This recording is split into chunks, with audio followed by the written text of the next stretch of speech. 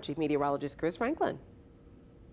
Except I really don't want to fly into one. Yeah, I know you said that before. I've said that many times. Yes, I'm perfectly happy here. Those guys have some stories about some of the rough ones, and this could be one of the rough ones in the coming kind of day and a half. We're going to start with what has been happening around us. Had a decent thunderstorm that was on the North Shore earlier. Covington, Mandeville had some damage. I've seen some video. It does not look like it was a tornado, but certainly some strong wind gusts. Elsewhere, we've had some showers, thunderstorms kind of developing along the river parishes down south of Chack Bay, between Thibodaux, Houma, getting in on some of that rainfall, as well as Jean Lafitte. So looks like not much around the metro area. Now we still could see some as this boundary is moving south, and this is associated with a front that is going to be pushing through, bringing with it some drier air, and I'll call it a taste of fall weather for the next couple of days, while Florida still dealing with the tropics. And I've widened out just to show you the size of Helene. Center of the storm is down well south, but notice the rain bands are already pushing across almost the entire state of Florida.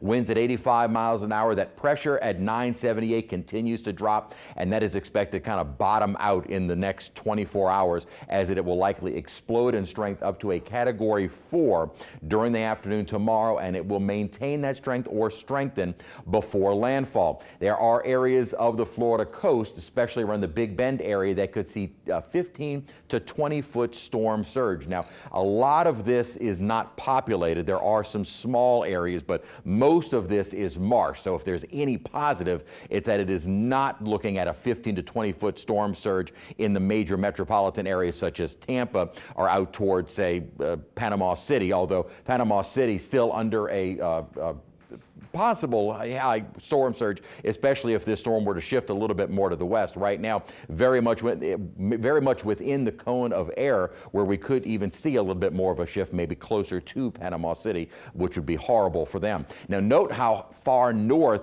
the tropical storm warnings and hurricane warnings are. Hurricane warnings all the way up toward Warner Robins in central Georgia, and tropical storm warnings including Atlanta and Asheville, North Carolina, and also two bullseyes of high risks of flooding rain. One right at around landfall, and then another one that does include parts of Atlanta metro up into North Carolina. You don't often see the Weather Prediction Center placing or forecasting those high risks of significant flooding, and parts of metro Atlanta are under one of those. And I'd mentioned the fact that parts of the Big Bend of Florida could see 15 to 20 foot. And again, these numbers could shift one way or the other along the Florida Panhandle depending upon exactly where the storm does make landfall. The upper environment for further strengthening is perfect. Deep, warm water, and in the upper environment, we've got this upper trough. Now, this is creating wind shear across the central and western Gulf of Mexico. Hostile for anything to try and move into it, but these upper patterns also kind of provide for the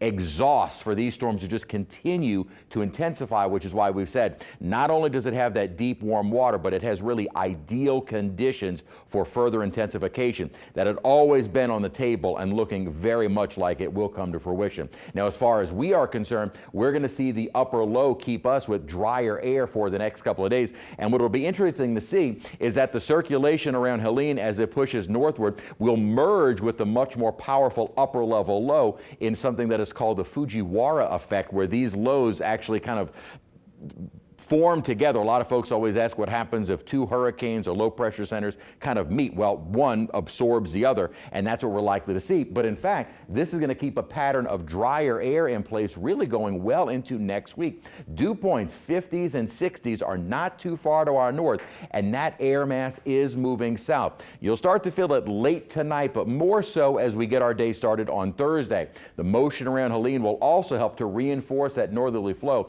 and the drier air will make it feel a lot more comfortable for the next several days. Even as dew points come up a little bit by this weekend, still overall very pleasant. So here's that boundary pushing through with the scattered showers and a few thunderstorms as well. May see some of those into the latter part of the evening tonight, but generally ending late. That dry air moving in as Helene pushes northward. Again, we don't wish that upon anyone, but it is not a threat for us, and we need a break. High temperatures next couple of days, lower to mid 80s and less humid. That'll make it feel a whole lot more comfortable. Really, I should include that less humid for Thursday as well. Very pleasant weather, just a little bit warmer as we head into the weekend.